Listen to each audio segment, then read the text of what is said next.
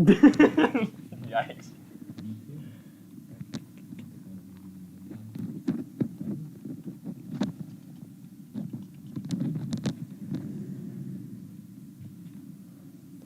Hello? Yikes. Can you prevent your phone from going to sleep? Like out of frame?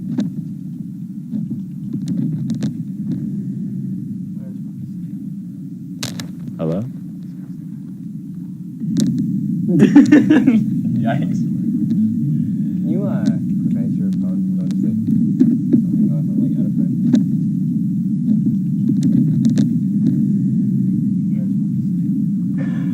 Hello? Yikes. Can you prevent your phone from going to sleep?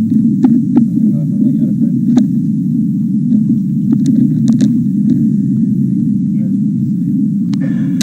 Hello? Yikes. Can you prevent your phone from going to sleep? Like out of frame?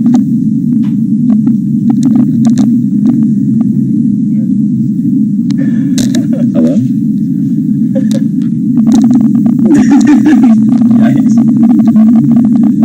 Yikes. Can you prevent your phone from going to sleep?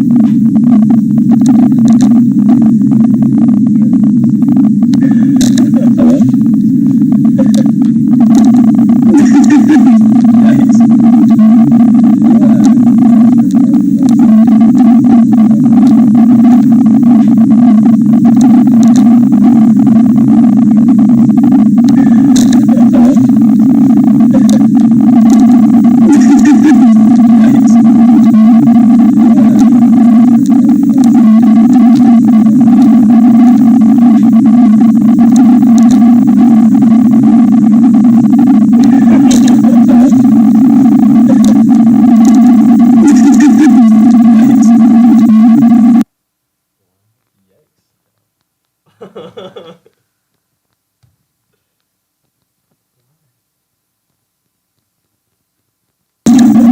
Is there audio from anything besides the mic?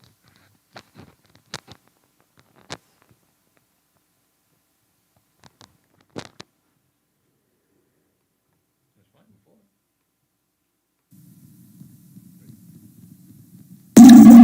Is there audio from anything besides the mic?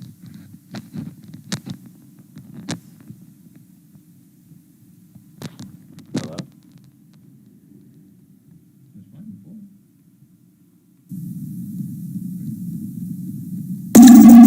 Is there audio from anything besides the mic? What is that? Hello? Why? There's fine before.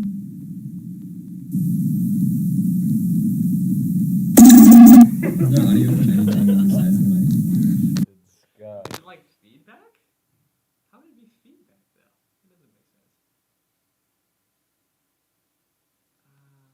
You have like headphones you can plug into your. Yeah. There's only one port though. Well, you can plug it into there, right?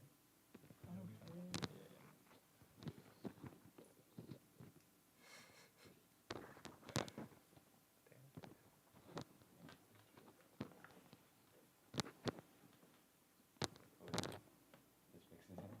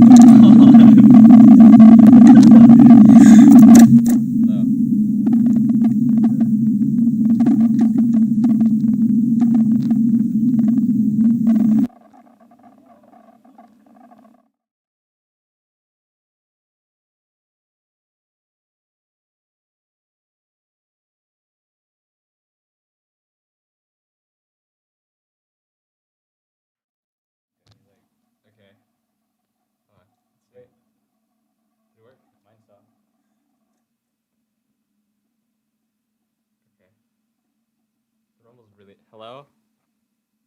It's gonna take so long to catch up. Oh. Hello? Hello? Hi. Okay. Hello. Yeah. Wait, We're in? I think that's. Hello. Like, just not use headphones and Hey, just mute guys. this. Maybe. I'm trying, yeah. Okay. Yay! Okay. If that Oh, goes back, I yeah. don't know what to do. Okay.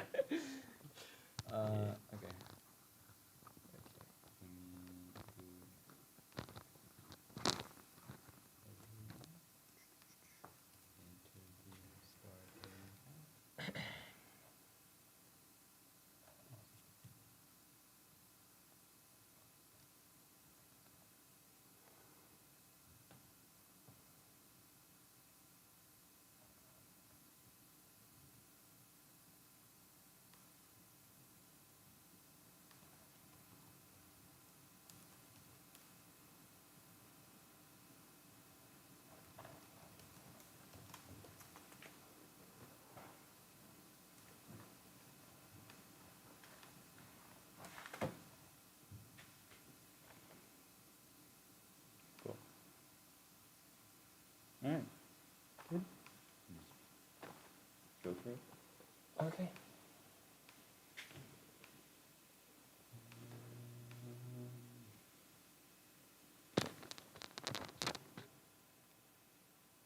You start? No, you go. Okay. Hello, everyone. We are here interviewing Muan Meurer for his senior interview. That's me. Muan, would you like to introduce yourself a little bit? Sure. I'm Muan Meurer. I'm being interviewed for this senior interview. I'm a 5th year in Eep, about to graduate. I'm a physics major. I will graduate with my physics BS and a minor in history. That's pretty cool, I guess. People always do fun facts when they do stuff like this. I have a fun fact about myself. A week ago, I learned that it is not for all intensive purposes, it's all intensive purposes, and that was pretty crazy, Wow. man. It's pretty Wow, crazy. the more you know. Yeah, Great. language is insane. Okay. Let's just start with the first question then. Where are your parents from, and what do you identify as? My mom is from China. She's a Chinese immigrant. She was born and lived for, I don't know, like 20 years of her life or so in a city called Guangzhou in China, which is, I think, northwest of Beijing, something like that. Something like that. Yeah, so she's like very, very culturally Chinese, even though she lives here. And my dad is from Chicago. Yeah. Nice, Bit nice. of both worlds, Yeah. certainly. But as for what I identify as, yeah, because I was like raised here and like socialized here, right? I don't really identify as Chinese, and that's like actually one point of not sorrow, but regret in a way that I'm like not more in touch with my Chinese culture or whatever. So, yeah, that'll be part of my gap here, and let's talk about that later. Nice, Yeah. nice. Next question. What are your career goals as a child, and how do they differ from your current aspirations? I don't really remember a lot of what I thought about as a child. I think I just kind of did stuff, and that was it.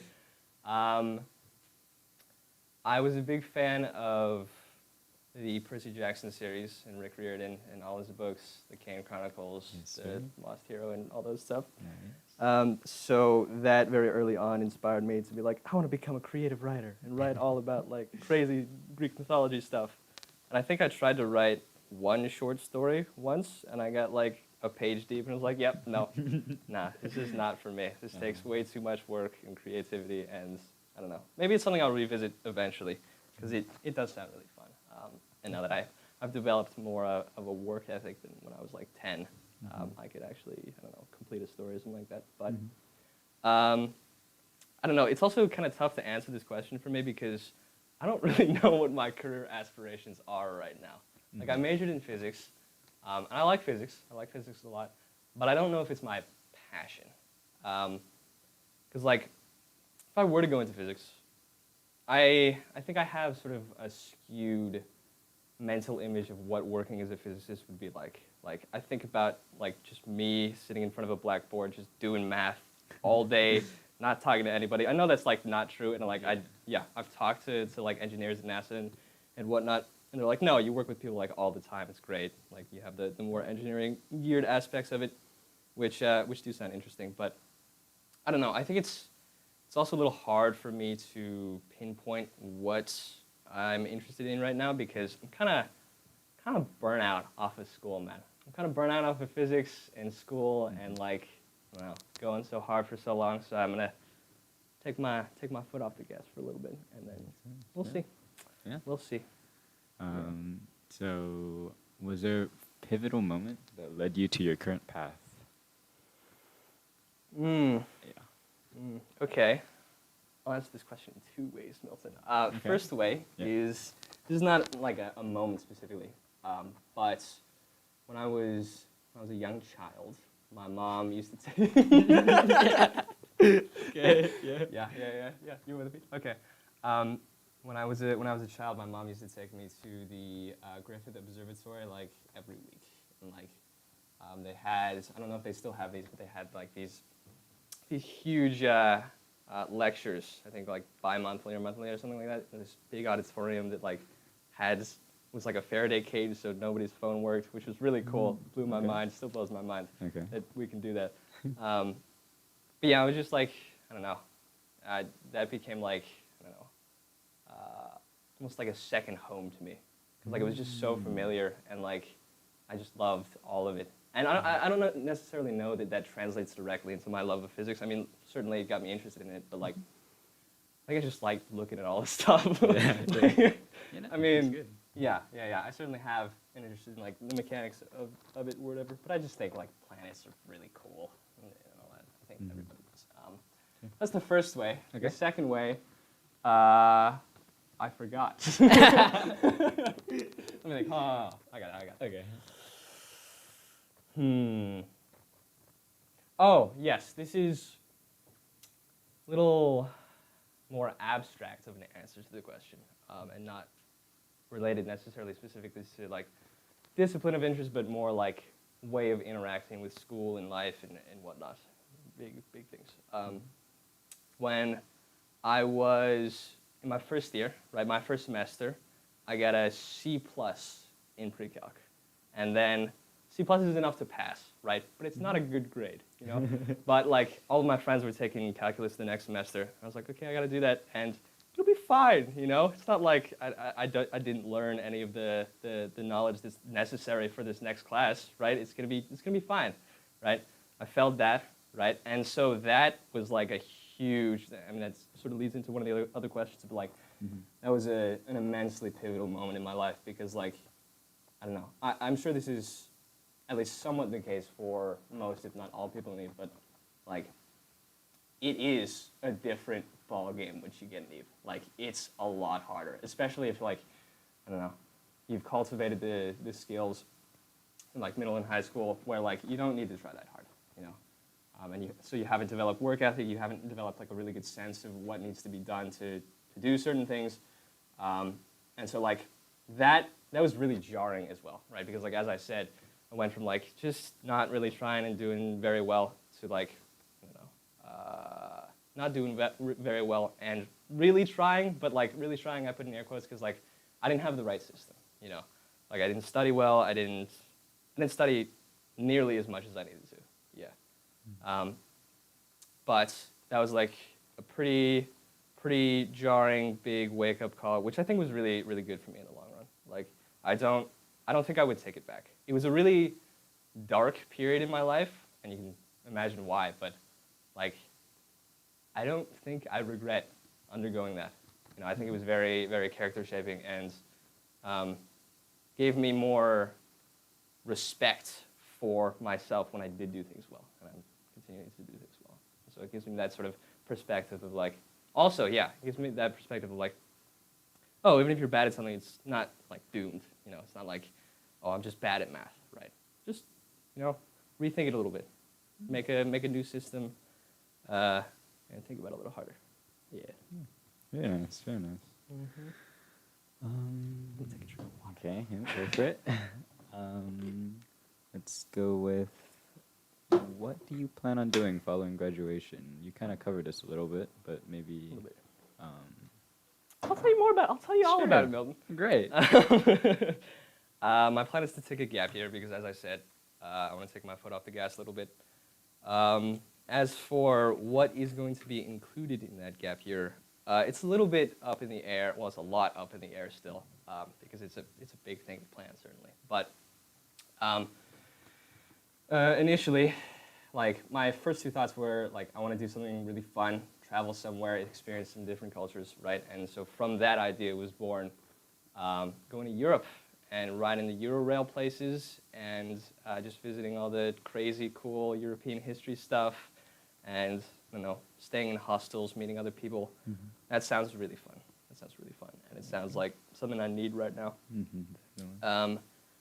Also, sort of going back to the first question, is like, there's a utility in knowing Chinese, and I have like a somewhat okay basis in Chinese, like I can understand most things.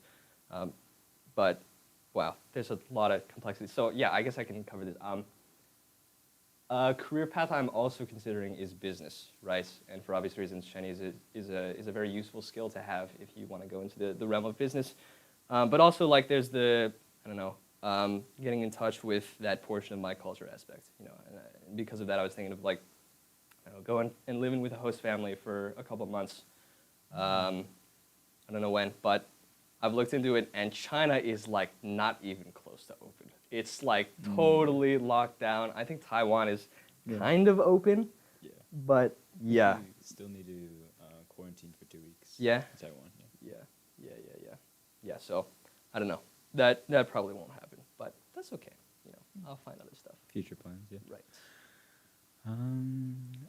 Speaking of lockdown, how has the COVID pandemic affected your way of life? Big question. I'm gonna take another sip of water. Okay. Yeah. Prep. Okay. I didn't close it. Whatever. I think it's very interesting to examine the way that COVID affected me, especially socially. I think socially is the biggest aspect of it that I've considered, which is like, it sort of put me in an incubation chamber in a way socially, which is interesting. I don't know if that's exactly how I want to word it, but it's pretty close, because like, I was very isolated from most people, right, which is not great, but like I had like a group of friends who sort of like were bound together by League. League is a big one. Played so much League during quarantine. It's ridiculous. That was a lot of fun. And that helped me a lot because, like, this is another can of worms. But yeah, I'll go into this too. I think my perception, which might be a little skewed and not entirely accurate, is like, I don't think I was especially well served by my parents socially. I mean, they did a relatively good job, but like, over the course of like middle school and like early years in Eep, I mean, I was okay, but like the source of my okayness and acceptability in the social sphere was just from the fact that like I sacrificed myself completely for social acceptance. In that like I was very amicable, right? I laughed a lot. I still laugh a lot, but it's more genuine because like I'm more in touch with like what I actually like and what I don't like, and I have a better sense of myself. But like back then, throughout all of that time, it was like a defense mechanism almost, like a way I could get by without knowing exactly what to do. Like if someone says something funny, I could like recognize it, like, oh, they're trying to be funny, and then I laugh, and then they smile, you know, and it's all good. I don't have to say anything. I don't have to like, you know, show my social inaptitude or anything like that. But like, even though that's mostly in my past, it still has, I mean, like, there's still artifacts of that period in my psyche. Maybe that's not the word, but like, I still have moderate social anxiety. I wouldn't say it's like bad to any degree, right? But like that's something I deal with a lot. What was I talking about? What started this? COVID pandemic. COVID, right. Yes, it all connects back. Yeah. So like because of that social anxiety, COVID was good for me in a way because like I didn't have to deal with learning like, how do I say this, autonomic social cues and like deal with body language and not being able to make eye contact as well as I would like to. It was just the voice aspect, which is like good because like I could focus my efforts specifically on that, but it's also bad because like I wasn't being developed in the other areas. But that's fine, So like in that way, it was almost good for me in a way. Like I feel like I don't know. I really don't know what my socialization would have been like if COVID hadn't happened, but I think it was fine. It was fine the way it worked out. But another thing I want to talk about, which is not related to social stuff, but like I was forced to really consider ways in which my like mental health would be impacted, and like not in a super drastic way, but rather like, man, I had this one class, I think the last semester of COVID, like the spring of last year, was basic electronics with Harry Thiemann, and that was the worst and best class experience I've ever had. I think. Okay, so let me break it down for you guys. It was 8 hours of lecture and lab a week spread over 2 days. So it was like it wasn't like spread out like amongst 4 days or whatever. It was like 2 days of just 4 hours of just us looking at him like, I don't know, doing some weird electronic stuff. And that was really rough. And I know it was really rough, not just for me, because they started out with like 13. Like physics is not very big, so none of the classes are ever that big. But we started out with like 13 people in the class, and I was the only one that came to lecture like more than 1 hour a week, which was scary because it was just like me and him in the Zoom room, and he's just doing stuff.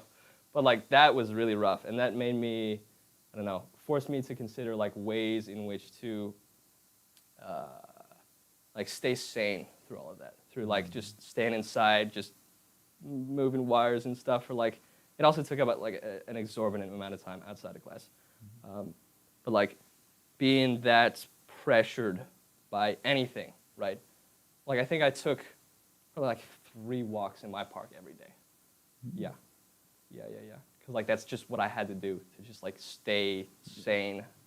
Yeah. It's interesting. Very interesting. Speaking of your walks and other stuff you did during COVID, what do you do for free time these days? You're the transition master, and, dude. Let's go. And what hobbies?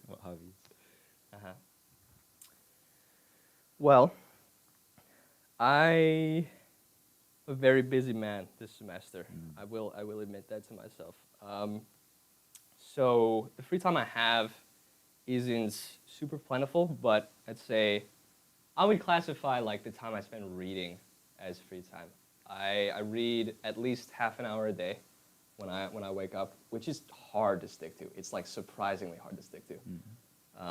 Even though it's just half an hour, like it seems like it's not that much time. It's a whole thing. What I book, do that. if you don't mind me asking? What book? I just finished reading this morning, actually, Jordan Peterson's 12 Rules for Life. Yeah. That is, I think, the longest book I've ever read. It's like 350 pages, something like that. Sheesh. Yeah. And that was really nice. That was a really nice book. Uses a lot of big words, which is it's good because like I learn words, but also like sometimes it's very hard to tell what he's getting at. That was a fun read.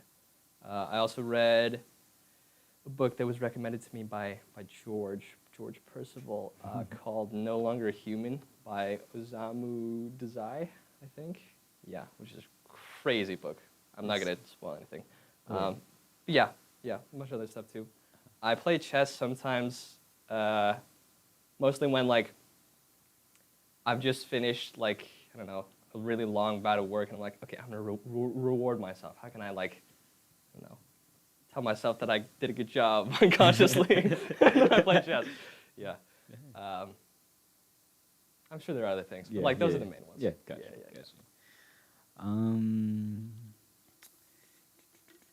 Next question: Is there a quote or some nugget of knowledge which has popped up several times in your undergraduate career you'd like to share?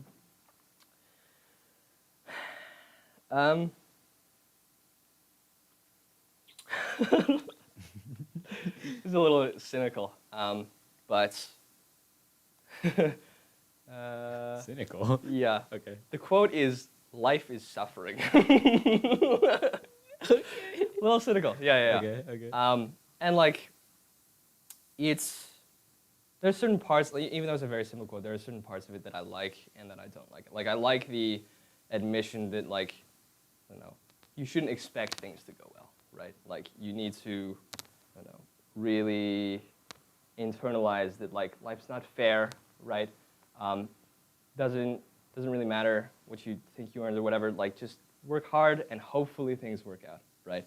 That's a very hard thing to internalize because, Western society, and I think societies in general, are structured on the idea of something sort of analogous to equality of opportunity, which I think is a good thing, right? But just not entirely, not physical, but not entirely true in the broader sense of the universe.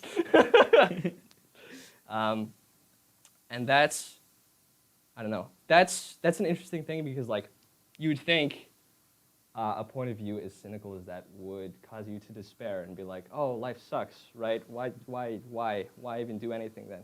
But I think that's the wrong way of looking at it. The better way of looking at it, I think, is using it as motivation to, better yourself, I suppose. Because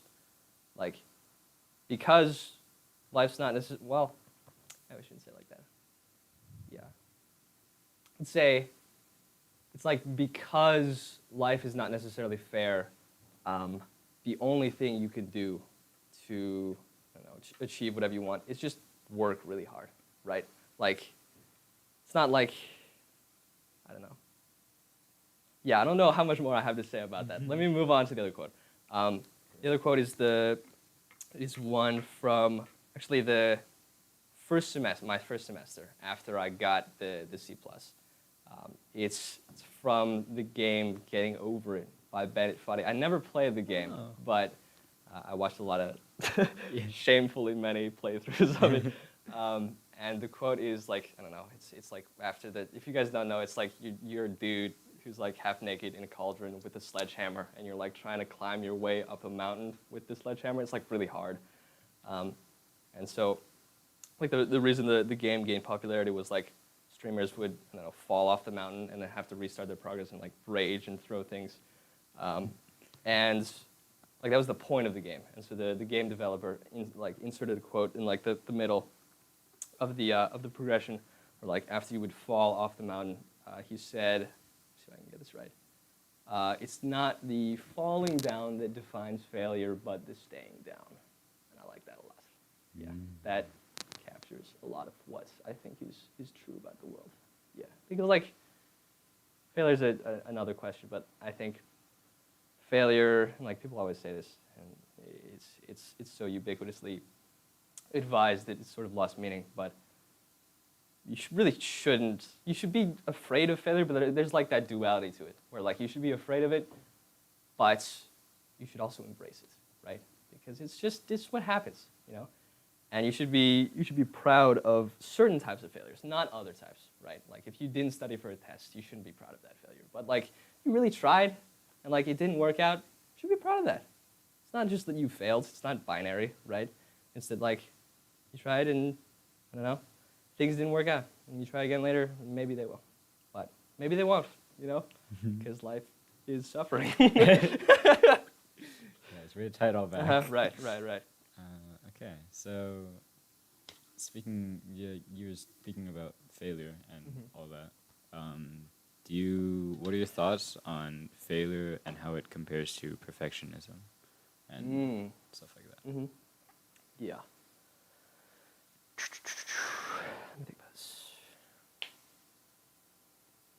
think perfectionism, I guess I'll start there. Perfectionism has always been a term that somewhat perplexed me because I think I was described by people like earlier in my formative years when I was like in elementary and middle school as like a very bad perfectionist. Like I would take a long time to do things, but I'm not exactly sure where the line lies, if that makes sense, because like what defines you as a perfectionist? Is it just like you want things to look good and you take a long time doing them, or like it has to like get in the way of you doing other things and like fall into like almost OCD levels of ways of interacting with the world to be qualified as perfectionism? I think, I don't know, if, how do I want to say this? If you're spending, well, yeah, let's take the second definition, which is like you spend an inordinate amount of time doing tasks because like you want to make them as perfect as possible, right?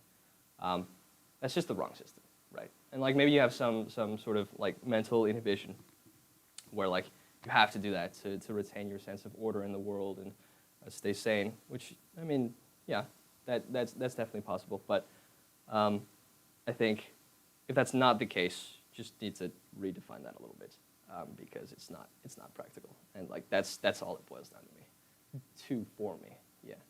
Just like that's not the proper way to interact with the world. Like you have to make some sacrifices in quality sometimes. But failure.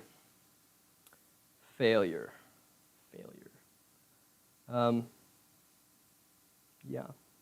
Looking back, it is surprising how much failure is inherent in growing up and like this formative stage which we're undergoing, right? And I think, I don't know, again, I could say something like, oh, you should embrace failure, right? Like certain types of failure are, I don't know, just inherent to life. But again, that doesn't really have any meaning because it's used so often. I'd say a better way to think about it is think really hard when you're considering doing something and are like on the fence and thinking about if you were to fail, what sort of situation would you want that failure to be a result of, right? I mean, you want it to be a result of you being so catatonically fearful of like failure that you fail just immediately, right? Or do you want it to be you tried and it didn't work out, right? I don't know. I think failure is also something that's very personal, right? And it's something that you have to think a lot about on your own and the way you want to approach it and I guess, the way you deal with it in your own life. But, I mean, you have to figure out a way to deal with it because you're going to fail. Yeah. That was a lot. It's so sad, too, man. Yeah, it's thoughtful, though. That's good. Yeah, thank you. I guess we'll go with this one. Was there any moment in your undergraduate career that you were unsure of your path, and what did you do? Right now. I think, I don't think there's been a single moment in my undergraduate career where I've been completely certain about any decision I made, which, it doesn't really bother me, you know. Like I don't expect myself to have it figured out. That's much too high a standard to hold myself to. And also, like, people change, and like people change a lot during this time, right? So I think even if you were like dead set in a direction, maybe that continues until you're like you've reached adulthood and have the means to act out that dream or goal or whatever. But maybe it doesn't. And so like that I don't want to say it doesn't matter if you know what you're doing early on, because it definitely matters to some degree. Like you have to have some general direction that you want to go in. But I'd say it's much more important to have drive to do things. Like it's more of a it's more of a it's more of a meta rule. It's not a rule. It's not a rule that like, oh, you need to have your path figured out. It's more of a rule that like you need to be actively searching for what you like and what goals you have, right? So it's not about like the very defined state you're in. It's more about like the way you approach going from state to state. Yeah. I see. Okay. Mm-hmm. Okay.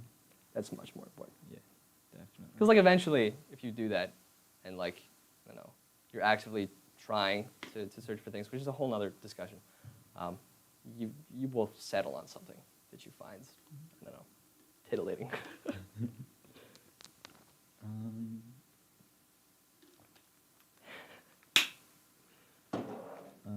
We covered you'd say that your calculus class was your greatest academic challenge during your undergraduate career. Are there any other examples that you have, or how did you learn and grow from those? Very interesting. I think, yeah. Although I don't know if it takes the cake. Oh. I think it's gotta contend with one other. I think there's one other. I got an A in this class, which is weird that I define it as a failure, but it was when I took electricity and magnetism, the 2200 version, like the lower division one. And I define it as a failure because I had no idea what I was doing in that class. Like it was my third semester. Yeah, it was the semester after I failed calculus. And I was still, like I was cognizant because of like all of the classes I took in the first year that like I was doing something wrong, but it was the period where like the gestation period where I was still like thinking about ways to do this better and like struggling with like shedding my old habits of just like going to the library and playing Fortnite, which was a lot of it, and like actually trying in my classes, I suppose. That was really, really hard, and I didn't figure it out during that class. But like I was able to sort of scrape by, and like with the work I did, and like the passion I had for physics, I suppose, was like managed to sustain myself until the end of that. But that was tough. That was really tough because I think I did very well on the first two exams, not really of my own of my own merits, but not in the way you would like, not because I studied, right? But like the third exam, I just bombed. I just absolutely bombed it. And that was like especially hard because this is like my discipline, right? This is what I'm supposed to be going into and passionate about and whatnot. And it's like a very simple version of it, right? It's like, if I can't do this, how am I expected to like take upper division electricity and magnetism? Yeah, so that was pretty hard. But that was just all part of the process of like figuring out, right? Figuring out how not to fail and how to deal with like the stresses of everything and making sure that you know what you're doing, basically. Yeah, it took a long time. Yeah. I see. So now that you talked about your academic challenges / failures, what would you consider was your greatest social / personal challenge? I drunk so much water. I'm gonna be so bad. Biggest social challenge. Yeah. I mean, as I mentioned, just like off the bat, I think the analysis of my approach to academics was also applicable to my social standing, like my approach to social betterment. In that, like, I didn't really know what I was doing. Like, no idea, just flailing about, trying things. Like, trying things, but not really trying things because, like, my modus operandi was being amicable, right? And not trying things, right? Not sticking out in any way. And so, yeah, I remember my first semester. I was fairly social, but I had a coping mechanism that was separate from like instantaneous interaction. It was like I think it was after speech every day, like around lunch, I would sit in the corner of the little room that's adjacent to the big kitchen room, and I would watch The Office. And that was my way of coping. I can't remember exactly why. I don't think I I don't think I found The Office like especially funny at the time because like I just didn't get most of the jokes. But I think it was like a combination of it being already like substantiated in e culture and like my want to fit in. Also just like something I happened upon, I suppose. But like that became a regular thing I did to just sort of like shut down and draw in because like it was, I still remember it was absolutely exhausting going throughout the day because there's just like this constant impending self-loathing that's present in, I guess, not every day, but like most actions I took in my first year with respect to academics or social stuff. It's just like, why am I not good enough? You know, what's wrong? Why is what I'm doing not working? You know, and it was also exhausting because of all of that, I was a very introverted person. I think I'm also, I don't know if it's inherent, that's another discussion as well, but like, I'm very introverted, so like all of that process in addition to like interacting with people in that close proximity of like your year or whatever was a lot. It was a lot for me. Yeah. So there's an answer to that question somewhere. I don't know where exactly it is. Dig through it, Yeah. For sure. Let's do this one. Who is someone in your field that you'd like for more people to know about? There's a guy called, oh gosh, what was his first name? I don't remember. His last name was Morley, though. He's the Morley of the Michelson-Morley experiment, which is basically a while ago, like early 20th century, and I think late 19th century, something like that. People were a little confused about the medium through which light propagates, because light is, I mean, like they had observed the light properties. The wave properties of light, right? And for any wave to exist, it has to have a medium to propagate through. Like ocean waves propagate through like the molecules of the ocean, sound waves propagate through air, and light, right? Light can shoot out in space, right? There's nothing in space. So like, how does that work, right? So the theory at the time was that there was this thing called the ether, which was the medium through which light traveled and was transmitted.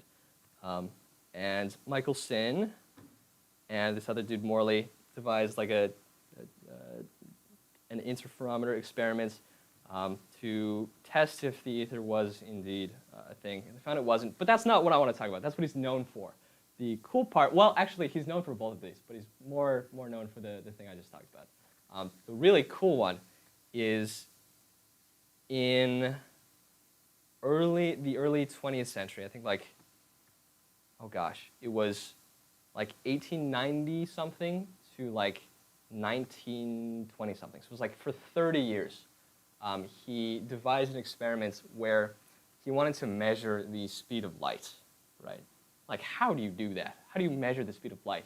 And so like, if I'm remembering correctly, what he did was he was in South Cali, which is crazy, but like he was in the military. And I think somehow he got his hands on like a military grade spotlight or something like that. And he found two mountains. I think one of them was Mount Baldy and the other one was someone else. And what he did was he had this mountain. He had the light shining on the other mountain. And he had a rotating, I think, octagonal mirror that he submersed somewhat so that it was like buoyant, but there was no friction, in like a vat of oil. and he spun it really fast at like a very specific frequency. And the way, I don't know exactly, I can't remember the physics of it, but the way the light would hit the mirror and like be reflected in different ways, and then go to another mirror and then be reflected back in the mountain, made it so that like every, I don't know, whatever the frequency was, every instantiation of time, there would be like a light pulse, right? And so he used that, and he used like, I don't know, a range of maybe 30 miles, 50 miles, something like that, between these two mountains, and it took him 30 years. It took him 30 years to get it right, because like, you have to make sure all of the mirrors are aligned properly over like this huge distance, because like if you're off by like even a slight amount, you'll like miss the mountain completely. So like he had to like go back over and over and over again and just like sand the mirrors and adjust things and like lift it off the ground. And it was just like a huge project. And he did. He measured the speed of light within less than 1%. Yeah, in like 1930. I think he also died before the results came in, which really sucks. But just like, I don't know, tales like that are always so humbling to think about. Just to like think about someone that's that passionate about anything, you know, that they'll like spend 30 years and like tons and tons of effort to like, I don't know, advance the field or like figure out this one little thing about it, which was a fairly important thing, certainly, but just crazy. It's really crazy. Look him up. Morley. No, Michelson. Yeah. Michelson. Yeah. It's nice. I think his name is William. No, not William. I can't remember. Whatever. All good.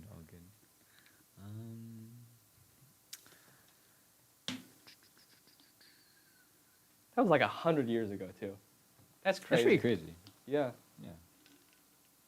Huh. Man's cracked. Let's go with this. How has your idea of what makes an Eepster changed over your time in the program? I like this question.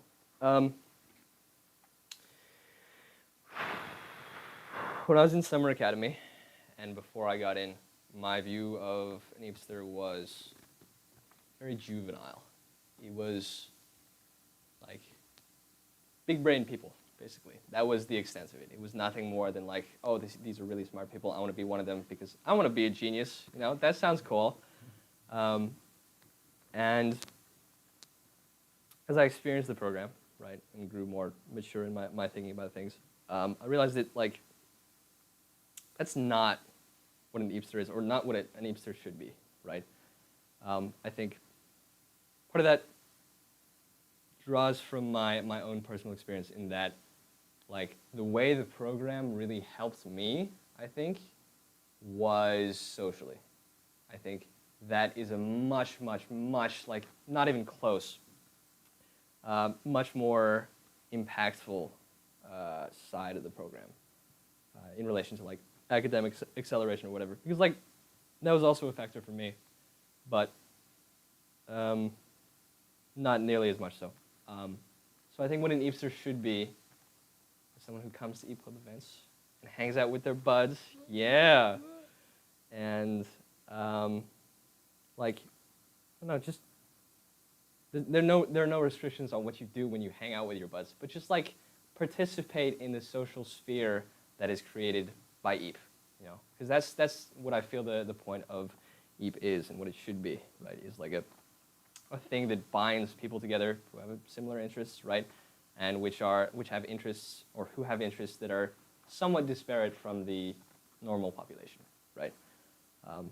There is that, like, I don't know, higher intelligence aspect of it, I suppose, but that's not really important. That doesn't really matter. It's more just like something to bind people who like each other together. Yeah. I think you should really participate in that if you're not, because that is immensely valuable. Yeah.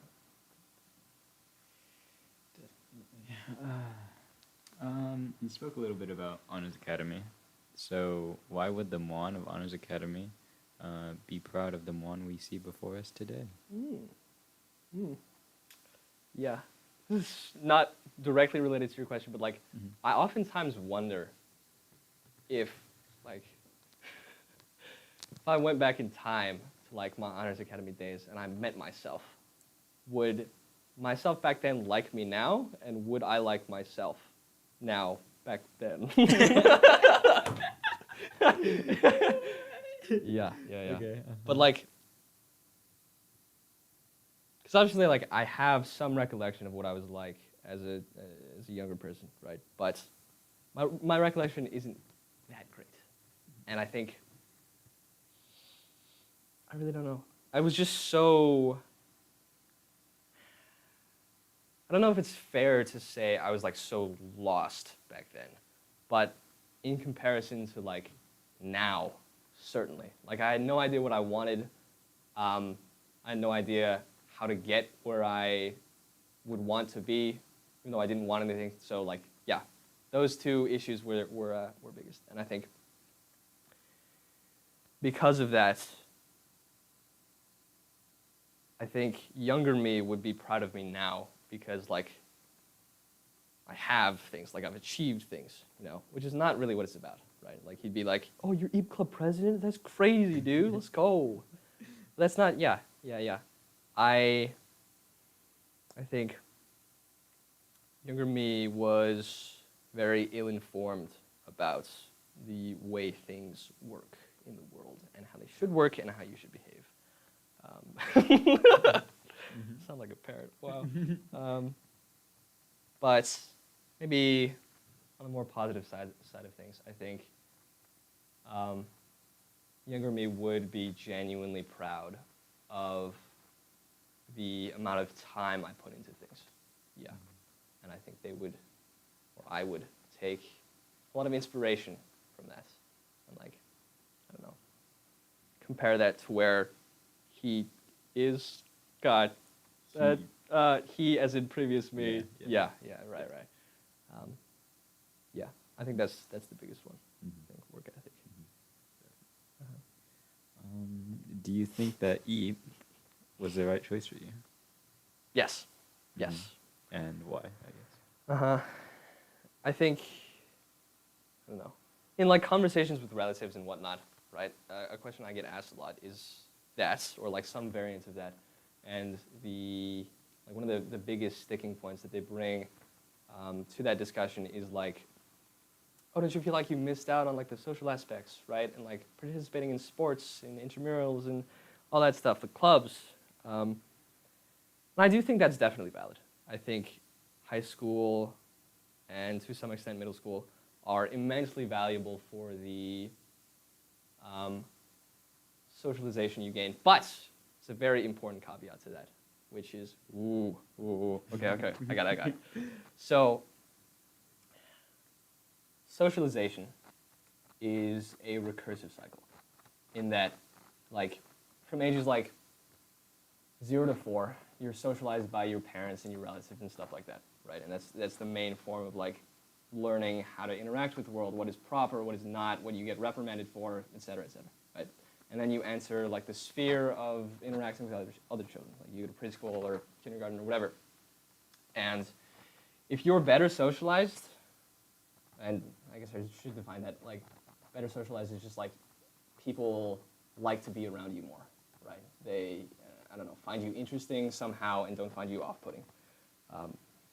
If you were better socialized and you enter that arena, right, people are going to gravitate towards you and you're going to interact with more people, right? Which means you're going to get better at interacting with people, which is going to draw more people towards you. So it's like this spiral upward, basically, if you start off with like, I don't know, that level of socialization. But on the other side of it, right, if you're on the lower end of the spectrum, right, it's a recursive cycle downward because like you're maybe like, I don't know, I can't imagine it's that drastic, but like if you don't share your toys and you make nasty faces at other children, right, people are not going to want to interact with you, right, and you're going to become very isolated. So you're not going to get practice interacting with people and get better at interacting with people so you can interact with more people, right?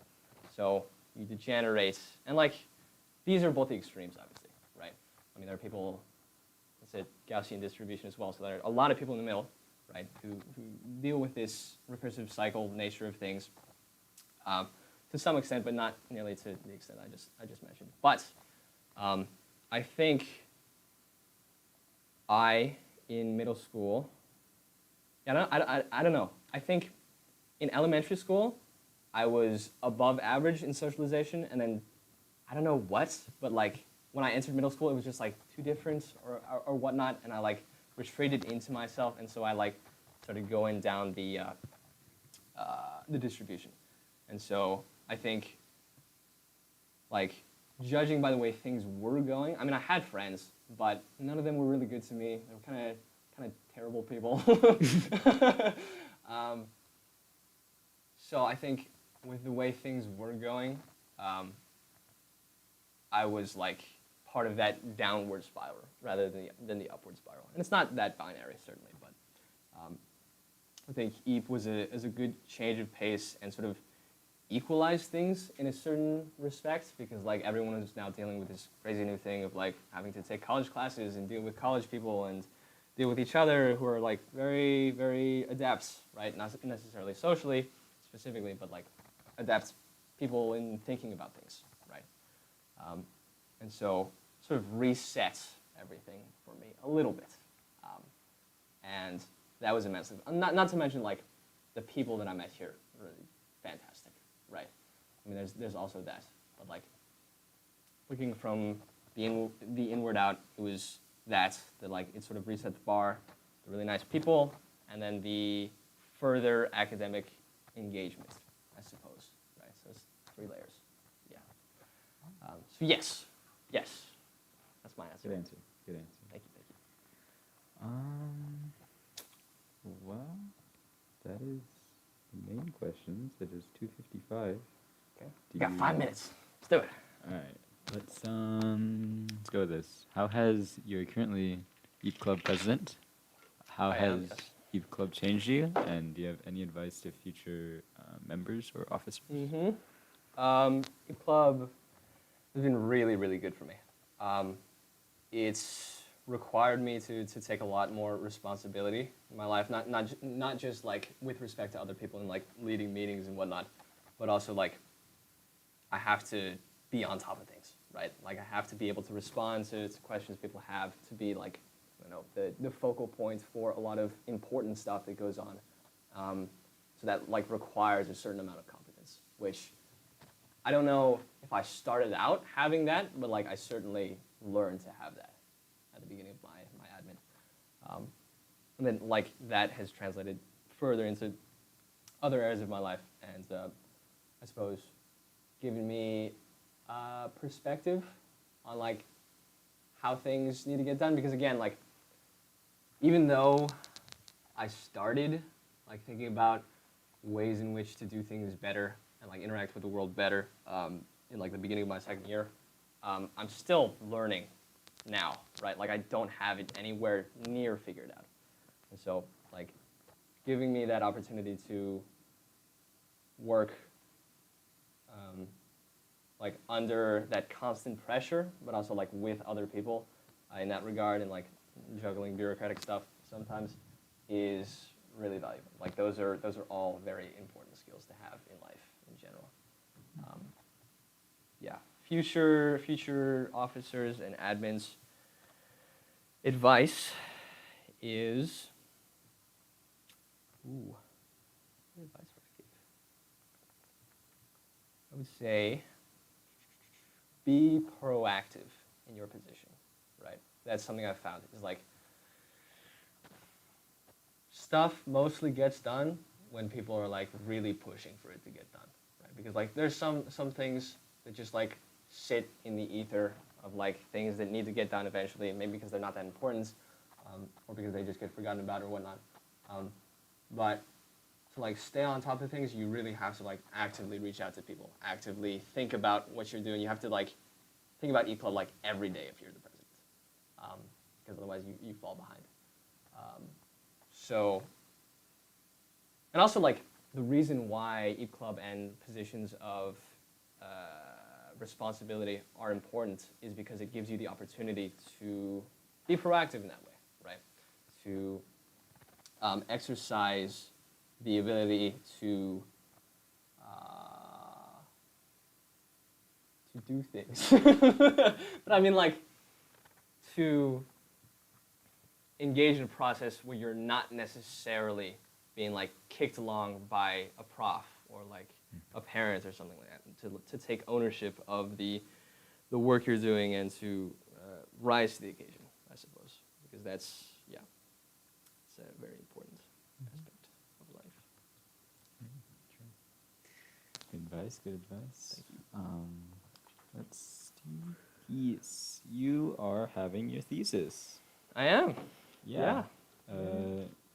It is this semester. Would you care to tell us a little bit about it? And Sure, I will try my best. sure. It is very discipline-specific research. So, let me see if I can break it down. In cells, there are proteins, right? Proteins fold in different ways to correspond to different cell processes, right? And those proteins are made up of amino acid chains, right? In biophysics, it is very important to like get some intuition into the ways cells behave internally, right? And so you need to look at proteins and amino acids, right? It's important to be able to simulate different things about those amino acids and proteins. So for example, my research is about simulating an amino acid called proline, which is present in some proteins. But it's like a specific amino acid that's very hard to simulate because it has a large potential energy barrier. So you have to use like enhanced sampling, which is basically you just artificially boost all of the energy of the molecule, and then the system can get over that energy barrier easier, and then you re-weight it afterwards, so you like account for the fake energy boost that you added in and try to make sure that the data is somewhat physical. And then you've simulated the protein. But you can't simulate it otherwise because like what's called conventional MD, which is conventional molecular dynamics. If you were to try to run that, which is like conventional MD is like that process but without the boost. So like you've got this high potential energy barrier and you're just like ramming the system against the wall over and over again because like with the boost, right, it would be up and it could like kind of float over, right? If you iterate the process enough times, you include enough time steps. But if it's like the difference is too big, the system never gets over the barrier because it's like it's a probability basically. So like if you were to run it for like 100 years with conventional MD, maybe you could get over it once, right? But that's stuff we don't have 100 years. It's too long. Yeah. So my research is about that. Nice. Who's your thesis advisor? Paul Nierenberg. Okay, very nice, very nice. Shout out to that guy. That guy's crazy. It's 3, but we can go a little bit over time. Give me one more. Okay. Give me one more. I guess we will go with. You want to share your things actually, and then. Oh yes. Yeah. Yes, I can share my things. Okay. So something that we want to start doing with interviews is have people bring in 3 things that are very important in their life, or things that they value or have good stories behind. Whatever you want, just bring in 3 things. Right. So I have 3 things in front of me. Let's start with this. This is a bookmark. This is a bookmark that I got from the local bookstore in my city, Romans. And like I was in there just buying a book one day, right? And I saw this and I was like, oh, that's really cute. Let me buy one of those. And I just started using them. But I think because I've used like exclusively this type, and like it's a very distinctive bookmark. It's just not just like a piece of paper. It represents something to me. I don't know what exactly. I think it's a little abstract in my mind still. But like, because like adhering to the reading routine is somewhat difficult. It's not just like I'll just do it, right? Like, the moment where I like put this back in the book I'm reading after like the half an hour is just so liberating, right? And I feel so much pride when I do that. And so like this represents something to me. Like represents my willingness to commit to something that I think is going to better myself. It represents, I don't know, the unceasing want to achieve, I suppose. And it's also cute. It is very cute. Yeah. Okay. This. This is more than just a granola bar. This is, I think it was 3 weeks ago, something like that. I forgot my laptop that day, and I had to do some work on a computer, so I went into the library. I went to like floor 3 or something like that, and started using one of the public ones, right? I was sitting on the corner of one of the aisles, and just doing my work for a while, and then a dude walks up to me. He's holding like a box of these, right? And he says to me, "Hey man, you want to buy some granola bars? I need, or I guess I want to sell it to you so I can pay for my college."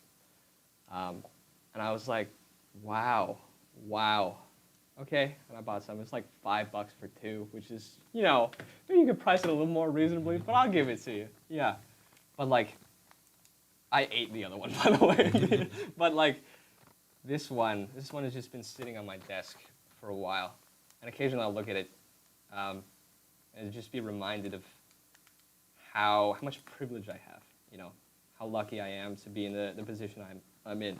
That like I don't have to do this, because like I can't imagine that. You know, like you're a student and you go through the library and you have to like sell these things to pay for something as like fundamental as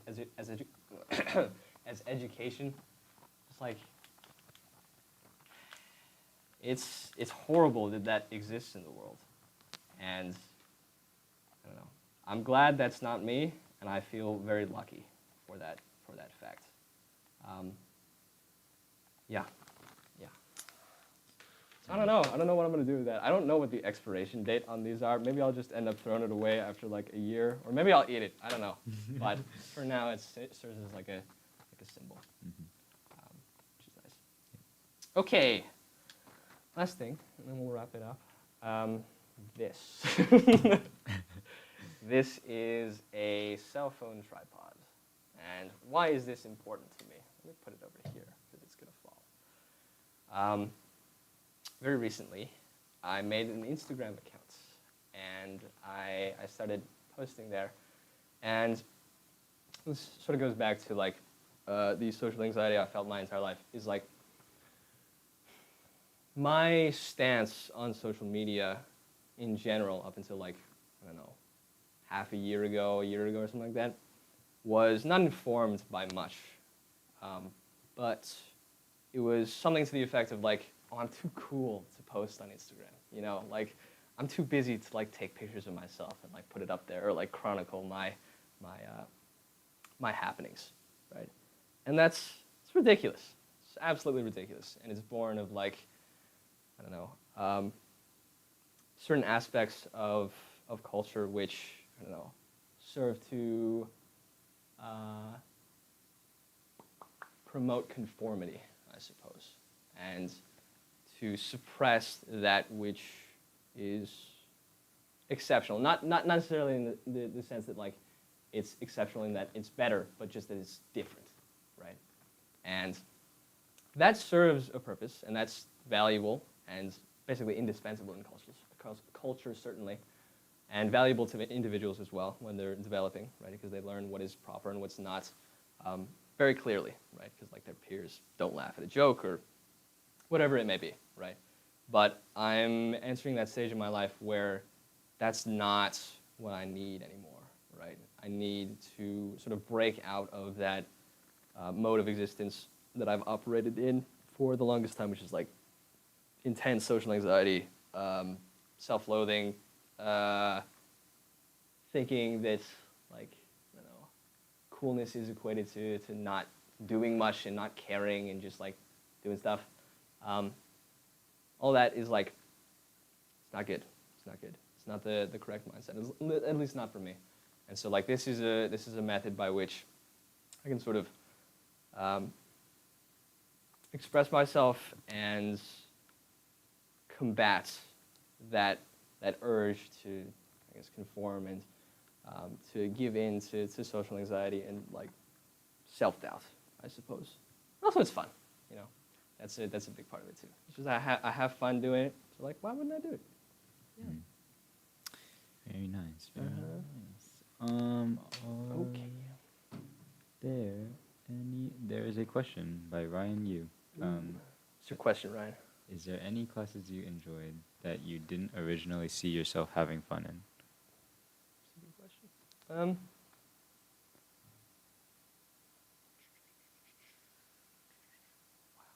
I've taken so many classes. That's kind of crazy.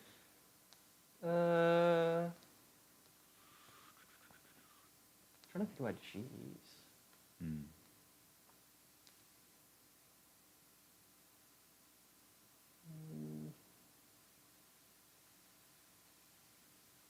Geology. Whoa, you took geology? I took 1510 2 semesters ago, and I thought that was gonna suck. I thought that was gonna suck so bad. I don't know exactly why, but like I think there's sort of stigma about geology in the science world of like, oh, you just look at rocks all day. It's kind of lame. But geology is really cool. Like you look at all the like the torsion of the different rocks and like the bend, the structures and like the different classifications or whatever. Not super jazzed about that stuff, but like there's a lot of really cool and very there's another point. Is like even with physics, like physics obviously describes the natural world to a very large extent, right? Like it describes how an apple falls off a table or whatever, right? And that's cool, but still something that I find is that it's sometimes a little so abstract or removed from reality, despite it describing reality, that like it's difficult to be like, okay, why am I learning this, right? Like, what is the point? But like with geology, you can be like, look at a rock face and be like, that's a igneous, gneiss, igneous gneiss. Yep. Like you know all about it. You know that like it formed in a certain way under the earth and like it shot up somehow. Just like, that's cool stuff, man. That's cool stuff. Definitely. Yeah. It was online though, which is kind of I see. but it's still good. It's still good.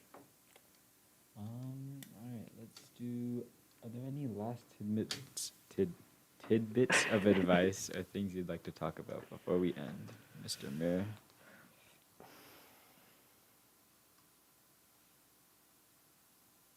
I would say one thing that I regret somewhat my life is not taking enough risks. I think I was very sheltered as a child, and that continued for most of my adolescence. And I kind of just went to school, went back, ate food, played piano a little bit, and then maybe played some video games. But like I did the same thing basically every day for years, right? I didn't take many risks, and then, like there were other factors that contributed to that. But something that I'm trying to do and to actively promote in myself because of that is like just do more stuff, try more stuff. You know, like you're not going to find what you truly enjoy by doing the same thing and not trying things, right? Because like you're going to experience that. So I don't know what the pathway exactly is to doing that, but like I don't know. Like now I stop when I see like a bulletin board and like they've got flyers with the little pull-off things and like see if there's anything cool. I haven't done anything yet, but someday. It's in the someday. process, yeah. Yeah. So I would say that. Yeah. It scares you. Might not be good, but think about it very carefully before you do it. But if it scares you, that doesn't necessarily mean it's bad. I think that's fairly axiomatic, but it's important to recognize. Yeah. Good advice. Good advice. Okay, well, I think that is everything. Nice. Thank you, everyone, for showing. Thank you, Muan, for being interviewed. And course, this will be live. Bye-bye, everyone. Say bye, Muan. Bye. Okay.